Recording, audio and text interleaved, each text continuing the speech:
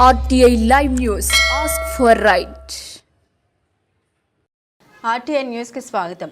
Assembly ఎన్నికల్లో ఇచ్చిన హామీ మేరకు వికలాంగులు, వృద్ధులు, వితంతువులు, గీత కార్మికులు, బీడీ కార్మికుల పెన్షన్లు పెంచే వరకు రేవంత్ సర్కార్పై రాజీలేని పోరాటం కొనసాగిస్తామని భారత వికలాంగుల హక్కుల పరిరక్షణ సమితి రాష్ట్ర అధ్యక్షులు గిద్దె రాజేష్ అన్నారు. మంగళవారం మునగాల మండలం కలకోవ గ్రామంలో నిర్వహించిన సంఘం మండల ముఖ్య కార్యకర్తల సమావేశానికి ముఖ్య అతిథిగా హాజరైన భారత వికలాంగుల హక్కుల పరిరక్షణ సమితి రాష్ట్ర అధ్యక్షులు గిద్దె రాజేష్ కార్యక్రమాన్ని ఉద్దేశించి మాట్లాడారు.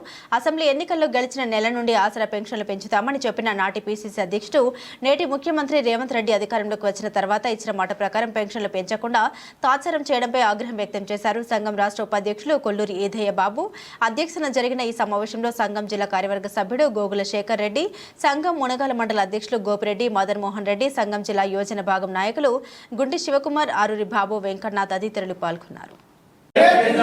వికలాంగుల పట్ల ముఖ్యమంత్రి మండి వైఖరి, వికలాంగుల పట్ల ముఖ్యమంత్రి మండి వైఖరి, police నిర్బంధాలకు, police నిర్బంధాలకు, police నిర్బంధాలకు.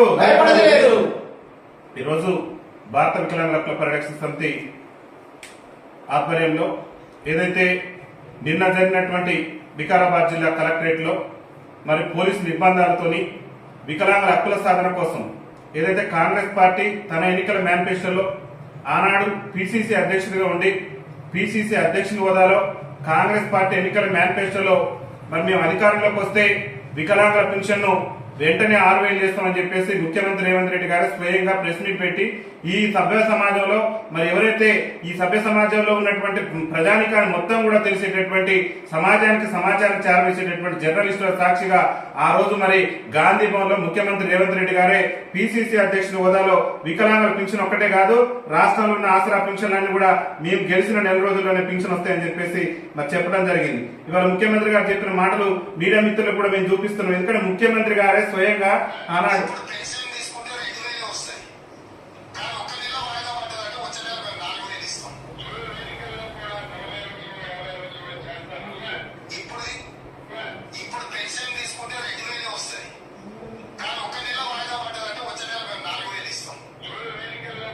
Revanth Reddy గారు పిసిసి అధ్యక్షుడు ఉన్నప్పుడు మరి ఏం మాట్లాడిందో ఒకసారి చూడాలి, మీడియా మిత్రులు గమనించాలి, సభ్య సమాజం కూడా.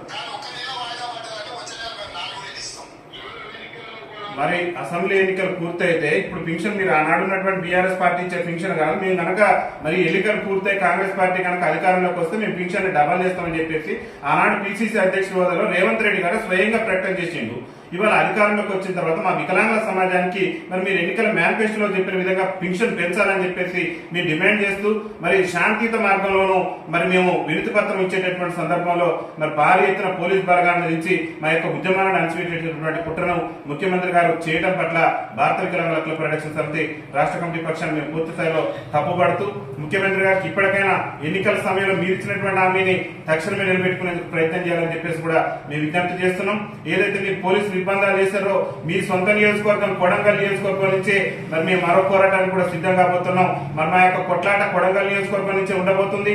ప్రధానంగా పార్లమెంట్ ఎన్నికల్లో కాంగ్రెస్ పార్టీకి ఓటేయండి, స్థానిక సంస్థల ఎన్నికల్లో వికలాంగులకు రాజకీయ రిజర్వేషన్ కల్పిస్తాం, మరి అసెంబ్లీ ఎన్నికల్లో ఓటేస్తే వికలాంగుల పింఛన్ 6,000 చేస్తాం, వికలాంగుల బ్యాక్లాగ్ ఉద్యోగాలు భర్తీ చేస్తాం, వికలాంగులందరికీ ఆర్టీసీలో ఉచిత ప్రయాణ సౌకర్యం కల్పిస్తానని ఇదే రేవంత్ రెడ్డి గారు ఆనాడు పిసిసి అధ్యక్షుడు హోదాలో చెప్పిండు. ఇవాళ ముఖ్యమంత్రి అయిన తర్వాత మరి ఎందుకు విస్మరిస్తున్నాడు, వికలాంగుల సమాజం పట్ల ఎందుకు ఇంత చిన్న చూపు చూస్తున్నారో ముఖ్యమంత్రి గారే సమాధానం చెప్పాలని చెప్పేసి భారత వికలాంగుల హక్కుల పరిరక్షణ సమితి రాష్ట్ర కమిటీ పక్షాన మేము డిమాండ్ చేస్తూ ముఖ్యమంత్రి గారికి ఒకటే చెప్తున్న ఖబర్దార్ రేవంత్ రెడ్డి గారు, మా యొక్క ఆకాంక్షలకు అనుగుణంగా మా సమస్యలు పరిష్కరిస్తానని చెప్పేసి ఆనాడు మీరు ఏ విధంగానైతే చెప్పారో పిసిసి అధ్యక్షుల హోదాలో మరి ఆ యొక్క చెప్పినటువంటి అంశాలను తక్షణమే అమలుపరచాలి, తక్షణమే వికలాంగుల పెన్షన్ 6,000 చేయాలి, వికలాంగులకు ఆర్టీసీలో ఉచిత రవాణా ఇస్తానని చెప్పేసి ఇవాళ సభ్య సమాజంలో అట్టడుగు నుండి దుర్భర జీవితాలు కడుతూ మరి బతుకు జీవుడు అంటూ కాలం వెల్లదిస్తున్నటువంటి వికలాంగులకు ఉచిత రవాణా సౌకర్యం ఇచ్చేందుకు మీరు మీరమేసాలు ఎక్కించడం అనేటటువంటిది ఒక దురదృష్టకరమైనటువంటి అంశం.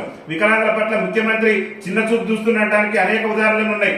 మహిళలకు ఉచిత రవాణా సౌకర్యం కల్పిస్తున్నారు, కాంగ్రెస్ పార్టీ అధికారంలో రాగానే మహిళలకు ఉచిత రవాణా ఇచ్చారు. కానీ అభయాస్త్రం మేనిఫెస్టోలో మీరు పెట్టిన మేనిఫెస్టో మరి వికలాంగుల సమాజం మీద ఎందుకు ఇంత వివక్ష చూపుతున్నారో ముఖ్యమంత్రి గారు సమాధానం చెప్పాలి.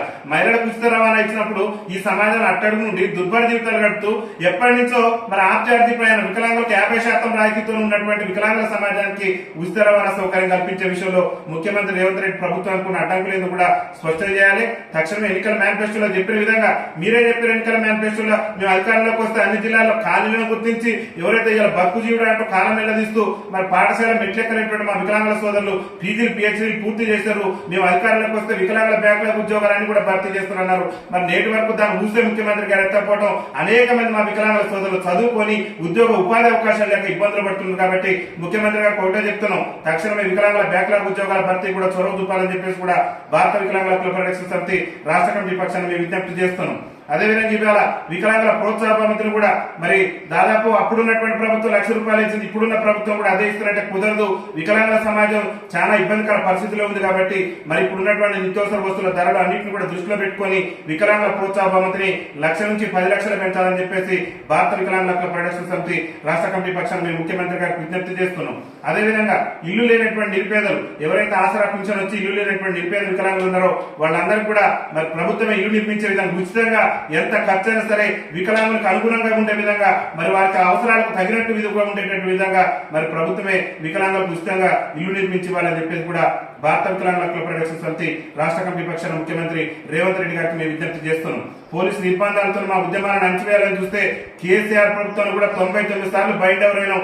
ఏనాడు కూడా ఈ అక్రమ అరెస్టులకు అక్రమ నిర్బంధాలకు భయపడలేదు.